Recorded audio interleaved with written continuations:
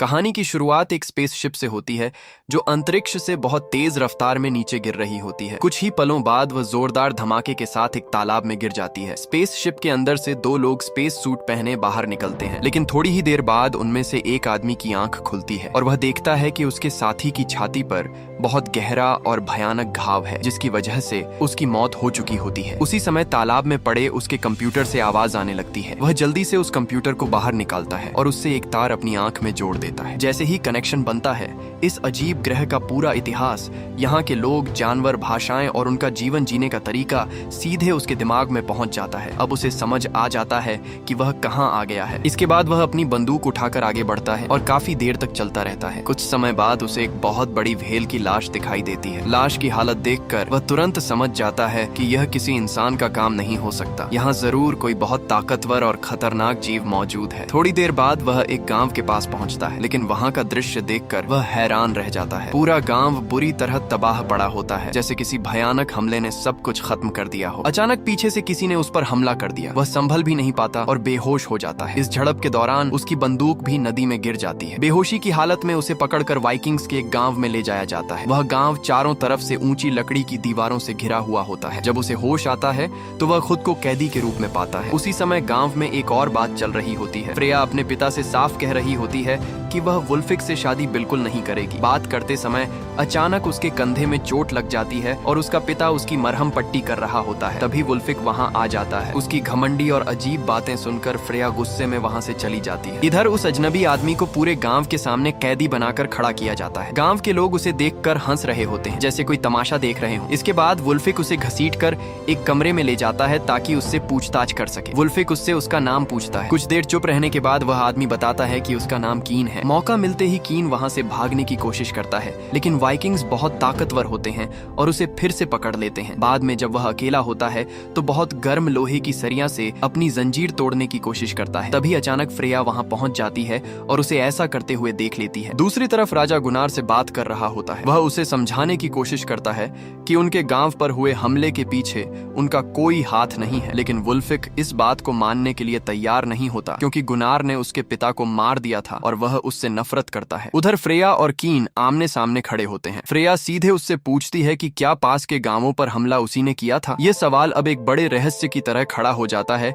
कि असली हमलावर कौन है। कीन साफ कह देता है कि उसने किसी गांव पर हमला नहीं किया, लेकिन अचानक वह मौका देखकर खुद को आजाद कर लेता है और फ्रेया और गार्ड पर हमला करके दोनों को गिरा देता है। इसके बाद वह बाहर की तरफ भाग जाता है। बाहर गांव के लोग पहले से ही लड़ाई के लिए तैयार खड़े होते हैं, क्योंकि उन्हें लगता है कि गुनार का हमला होने वाला है। लेकिन जब सब लोग बाहर आते हैं तो वहां कोई भी नहीं होता। चारों तरफ अजीब सा सन्नाटा फैला होता है। तब उन्हें समझ आता है कि उनका दुश्मन कोई इंसान नहीं, बल्कि कोई बेहद खतरनाक जानवर है जो पहले ही गांव में घुस चुका है। उसी समय कीन उस जानवर पर हमला करने वाला होता है, लेकिन सैनिक उसे फिर से पकड़ लेते हैं और एक बड़े पत्थर से बांध देते हैं। बंधा हुआ कीन अपने पुराने दिनों को याद करने लगता है। उसे अपना ग्रह याद आता है जहां मोरवेन नाम के डरावने जीवों की सेना ने हमला कर दिया था। उस दिन कीन अपने लोगों को बचा नहीं पाया था और वही दर्द आज भी उसके अंदर जिंदा था। तभी राजा कीन से उस खतरनाक दैत्य के बारे में पूछता है। कीन बताता है कि उस जीव का नाम मोरवेन है और वही उसके ग्रह पर भी हमला कर चुका है। मोरवेन अक्सर रोशनी देखकर अपने शिकार के पास आता है और अचानक हमला करके उसे मार देता है। कीन यह भी बताता है कि उस दैत्य के पास गायब होने की ताकत है और वह दिखाई दिए बिना हमला कर सकता है। असल में वही जीव कीन की स्पेसशिप में छिपकर इस धरती पर आ गया था और तभी से यहाँ तबाही मचा रहा है। यह सुनकर गांव वाले गुस्से में आ जाते हैं। उन्हें लगता है कि यह सारी मुसीबत कीन की वजह से आई है, इसलिए वे उसे फांसी देना चाहते हैं। लेकिन राजा कुछ देर सोचने के बाद फैसला करता है कि अभी कीन को जिंदा रखा जाए, क्योंकि वही इस दानव को सबसे अच्छे से समझता है। जब सभी लोग बाहर निकलते हैं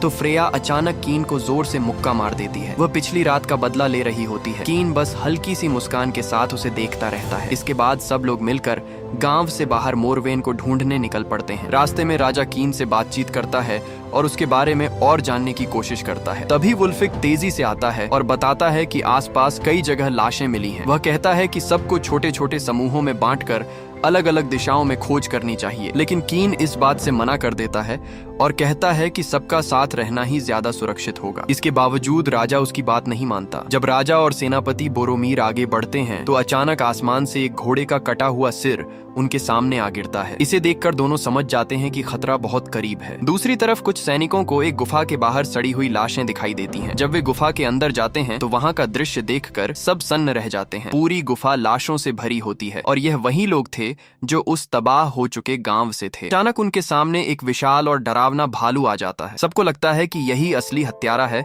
जिसने इतने लोगों को मारा है। सैनिक तुरंत उस पर हमला कर देते हैं। वहाँ एक भयानक लड़ाई शुरू हो जाती है। आखिरकार कीन अपनी तलवार से उस भालू को मार गिराता है। जब कीन वापस गांव लौटता है तो इस बार गांव के लोग उसे पहले की तरह दुश्मन की तरह नहीं देखते। अब उसका स्वागत किया जाता है। राजा उसे अपने साथ बैठाकर खाना भी खिलाता है। तभी कीन की नजर उसी गरीब बच्चे पर पड़ती है जिसने पहले उसे अपनी ब्रेड का हिस्सा दिया था। कीन को उसकी दयालुता याद रहती है, इसलिए वह शुक्रिया अदा करने के लिए उसे अपनी एक खास चीज दे देता है। उस बच्चे की टांग खराब थी, इसलिए अब पूरे गांव के लोग मिलकर उसकी देखभाल करने लगते हैं। कुछ देर बाद गांव का माहौल थोड़ा हल्का हो जाता है। वुल्फिक मजाक में कीन को एक खेल की चुनौती देता है। सैनिक जमीन पर बैठ जाते हैं और अपनी ढालें अपने सिर पर रख लेते हैं। अब खिलाड़ियों को उन ढालों के ऊपर संतुलन बनाकर चलते हुए आखिर तक पहुंचना होता है। सबकी नजरें कीन पर होती हैं क्योंकि यह खेल आसान नहीं होता। इसी दौरान फ्रेया कीन का शुक्रिया अदा करती है क्योंकि जंगल वाले मिशन में उसने उसके पिता का साथ दिया था। लेकिन कीन उसे बताता है कि असल में लोगों की जान लेने वाला कोई भालू नहीं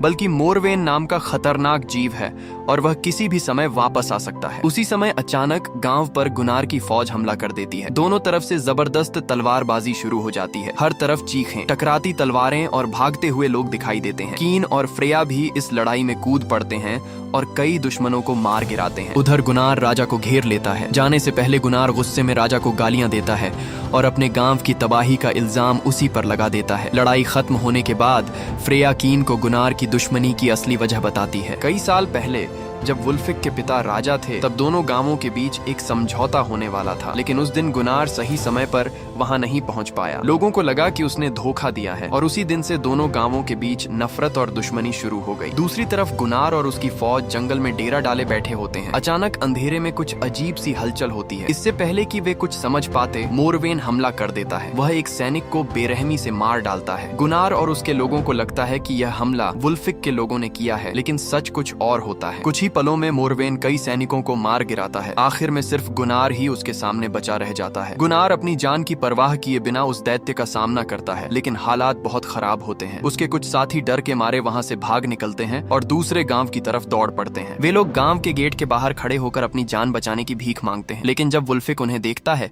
तो उसे लगता है कि वे हमला करने आए हैं। असल में गुनार किसी तरह मोरवेन से बचकर यहाँ मदद मांगने आया होता है, लेकिन वुल्फिक के सैनिक बिना सुने ही उन पर तीर चलाना शुरू कर देते हैं। एक एक करके गुनार के सारे साथी मारे जाते हैं। उसी समय जंगल के अंदर से एक अजीब नीली रोशनी दिखाई देती है। वह रोशनी किसी इंसान को बुरी तरह नोच कर खा रही होती है। कुछ ही पलों में वह नीली रोशनी लाल हो जाती है और सबके सामने मोरवेन का असली डरावना रूप दिखाई देने लगता है। वह भयानक दानव कुछ देर तक सबको डराता है और फिर अचानक जंगल की तरफ भाग जाता है। अब आखिरकार सभी लोगों को समझ आ जाता है कि इन सारे हमलों के पीछे असली दुश्मन कोई इंसान नहीं बल्कि वही खतरनाक दैत्य मोरवेन है। फिर भी हालात अजीब बने रहते हैं क्योंकि गुनार और वुल्फिक अब भी एक दूसरे को दुश्मन मानते हैं। गुनार बताता है कि जब उसने मोरवेन पर अपनी तलवार से वार किया तो ऐसा लगा जैसे वह किसी पत्थर की दीवार पर वार कर रहा हो। उसकी तलवार का उस दैत्य पर कोई असर नहीं हुआ। ये सुनकर कीन समझाता है कि मोरवेन को खुले मैदान में फंसाना पड़ेगा, तभी उसे हराया जा सकता है। लेकिन वुल्फिक इस बात के लिए तैयार नहीं होता। उसका कहना होता है कि कीन इस ग्रह का आदमी नहीं है, इसलिए उसकी बात पर भरोसा नहीं किया जा सकता। ये सुनकर कीन गुस्से में आ जाता है और कहता है कि वुल्फिक अक्सर गलत अंदाजे लगाता है और उसकी जिद सबको मुसीबत में डाल सकती है। आखिरकार राजा कीन की योजना मान लेता है। इसके बाद लोग कई मीटर गहरा एक बड़ा गड्ढा खोदते हैं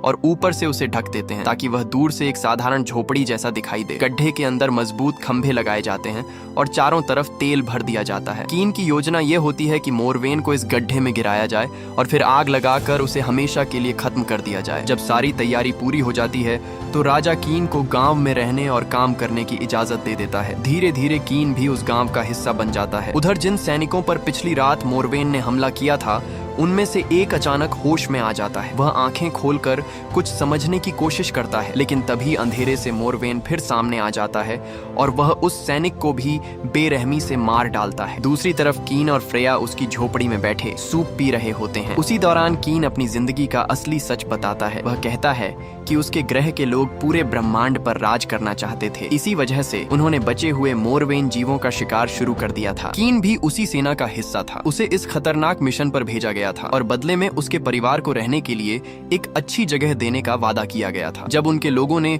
मोरवेन के ग्रह पर कब्जा कर लिया तो कीन को अगले मिशन पर भेजा जा रहा था, लेकिन उसी दौरान एक मोरवेन उसकी स्पेस शिप के वेंट में छिप गया और वही दैत्य उसके साथ धरती पर आ गया। अब वही मोरवेन यहाँ लोगों को मार रहा था। कीन को लगता था कि इस सारी तबाही के लिए वही जिम्मेदार है, लेकिन फ्रेया उसे समझाती है कि यह उसकी गलती नहीं है। जो हो चुका है उसे बदला नहीं जा सकता और अब जरूरी यह है कि सब मिलकर उस दैत्य को रोकें। उस रात कीन, वुल्फिक और बाकी लोग गुनार की मदद से मोरवेन को जाल में फंसाने की तैयारी करते हैं। सैनिक गांव के दरवाजे खोल देते हैं और कीन और वुल्फिक गांव के बाहर खड़े होकर अंधेरे में मोरवेन का इंतजार करने लगे। चारों तरफ गहरा सन्नाटा था और अंधेरे की वजह से कुछ भी साफ दिखाई नहीं दे रहा था। तभी अचानक उन्हें महसूस हुआ कि उनके सामने कोई बहुत बड़ा साया खड़ा है। जब उन्होंने ध्यान से देखा तो मोरवेन बिल्कुल उनके सामने था। उसी समय एक पादरी आगे बढ़कर उसके सामने खड़ा हो गया। उसने भगवान का नाम लेकर उस दैत्य को वापस लौट जाने के लिए कहा, लेकिन मोरवेन पर इन बातों का कोई असर नहीं हुआ। उसने एक ही झटके में पादरी का सिर धड़ से अलग कर दिया। अब सभी को समझ आ गया कि असली लड़ाई शुरू हो चुकी है। कुछ ही देर में उनका बनाया हुआ जाल काम कर गया और मोरवेन सीधे उस गहरे गड्ढे में गिर गया। लेकिन उसी समय किस्मत खराब हो गई। वुल्फिक का पैर फिसल गया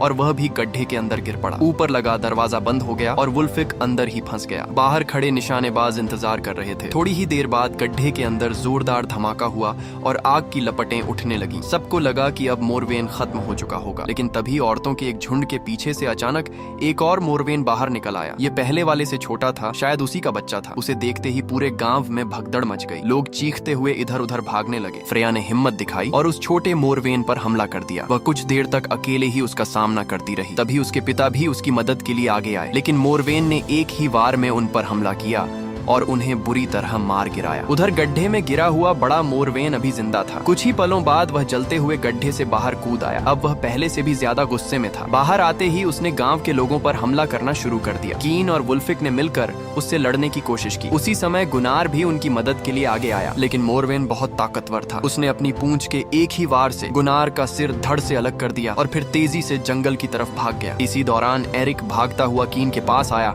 और उसने बताया कि एक और मोरवेन है और फ्रेया अकेले उसका सामना कर रही है। यह सुनते ही कीन तुरंत उसकी तरफ दौड़ पड़ा। फ्रेया पूरी हिम्मत के साथ उस दैत्य से लड़ रही थी। कीन ने उसे संभाला और भरोसा दिलाया कि वे दोनों मिलकर इस मुसीबत का अंत करेंगे। अगले दिन गांव के हालात बहुत खराब थे। डर की वजह से लोग अपना घर छोड़कर दूसरी जगह जाने लगे। सभी को लग रहा था कि अब यहाँ रहना सुरक्षित नहीं है। एरिक ने कीन से कहा कि वह उसके साथ गांव में ही रहना चाहता है, लेकिन कीन ने उसे समझाया कि यह जगह अब सुरक्षित नहीं है और उसे बाकी लोगों के साथ चले जाना चाहिए। इसके बाद कीन वुल्फिक के पास गया। राजा की मौत के बाद अब वुल्फिक ही नया राजा था, लेकिन चारों तरफ हुई तबाही देखकर वह पूरी तरह टूट चुका था। तब कीन ने उसका हौसला बढ़ाया और कहा कि वे दोनों मिलकर इन दैत्यों का अंत जरूर करेंगे और अपने लोगों का बदला लेंगे। इसके बाद कीन ने बोरोमीर को नए और मजबूत हथियार बनाने की जिम्मेदारी दी। फिर वह फ्रेया और वुल्फिक के साथ उस तालाब की तरफ गया जहां उसकी स्पेसशिप गिरकर क्रैश हुई थी। कीन पानी में उतर गया और गहराई में जाकर अपनी स्पेसशिप के बचे हुए हिस्सों से जरूरी चीजें ढूंढने लगा। उसकी योजना थी कि उन चीजों की मदद से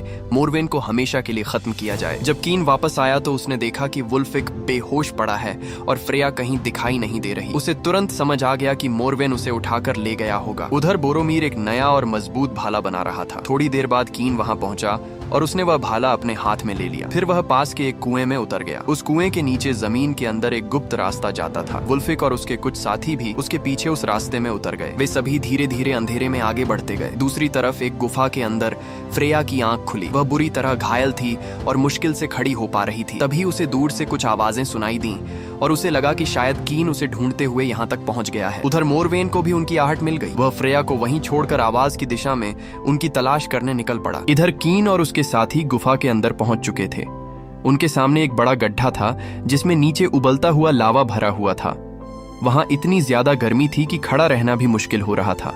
तभी अचानक मोरवेन ने उन पर हमला कर दिया। लड़ाई के दौरान उसकी आंखें घायल हो गईं और वह ठीक से देख नहीं पा रहा था। अब वह सिर्फ आवाज के सहारे अपने शिकार को ढूंढने लगा। दूसरी तरफ दीवार के उस पार से कीन और वुल्फिक फ्रेया को आवाज दे रहे थे। जैसे ही मोरवेन ने उनकी आवाज सुनी, उसने उसी दिशा में जोरदार हमला कर दिया। दीवार में एक छोटा सा छेद बन गया, लेकिन वह इतना छोटा था कि कोई उसके अंदर से निकल नहीं सकता था। तब कीन ने अपना भाला उस छेद के जरिए फ्रेया की तरफ बढ़ाया। फ्रेया ने भाला पकड़ लिया और जैसे ही मोरवेन पास आया, उसने पूरी ताकत से वार कर दिया। भाला सीधे मोरवेन के शरीर में जा धंसा और वह वहीं गिर पड़ा। कुछ देर बाद कीन और फ्रेया फिर आमने सामने खड़े थे, लेकिन खुशी मनाने के बजाय दोनों गुफा में पड़ी कई लाशों को देखकर चुप हो गए, क्योंकि उस दैत्य ने बहुत लोगों की जान ले ली थी। उसी समय गुफा के अंदर फिर हलचल हुई। मोरवेन अभी पूरी तरह मरा नहीं था और वह फिर से उठ खड़ा हुआ। ये देखकर कीन, वुल्फिक और फ्रेया तुरंत गुफा से बाहर भागे और दौड़ते हुए एक पहाड़ी की चोटी तक पहुंच गए। लेकिन वहां से निकलना आसान नहीं था। पहाड़ी बहुत फिसलन भरी थी और नीचे गहरी खाई थी। फ्रेया नीचे उतरने की कोशिश कर रही थी,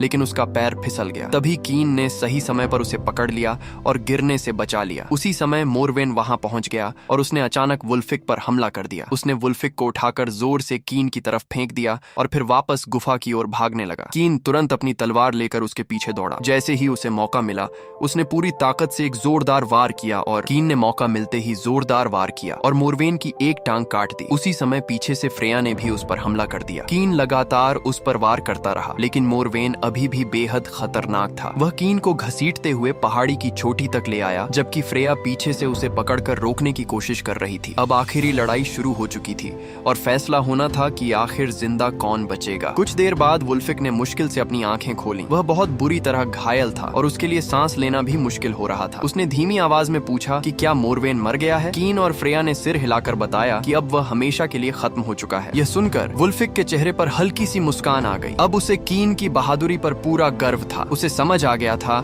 कि कीन ने सच में सभी की जान बचाई है। मरने से पहले वुल्फिक ने अपने गले में पहना हुआ लॉकेट उतारा और कीन के हाथ में रख दिया। उस लॉकेट का मतलब साफ था कि वह कीन को अपना उत्तराधिकारी मान रहा है। कुछ ही पलों बाद वुल्फिक ने आखिरी सांस ली। इसके बाद कीन और फ्रेया गांव वापस लौटे और लोगों को बताया कि मोरवेन अब मर चुका है और खतरा हमेशा के लिए खत्म हो गया है। ये खबर सुनकर गांव के लोग खुश हो गए। लंबे समय बाद उन्हें सुकून मिला था। उसी खुशी के पल में कीन और फ्रेया की शादी हो गई। अब कीन उस गांव का नया राजा बन गया था। उसने एरिक को भी अपने बेटे की तरह अपना लिया। अब कीन धरती पर अपने नए परिवार और नए लोगों के साथ एक नई जिंदगी जी रहा था। इसी खुशहाल अंत के साथ यह कहानी यहीं खत्म होती है। अब वीडियो पूरा देखने और इसे लाइक करने के लिए आप सभी का बहुत बहुत धन्यवाद। जल्द ही मिलेंगे एक और जबरदस्त कहानी के साथ। तब तक अपना ध्यान रखें। Good bye.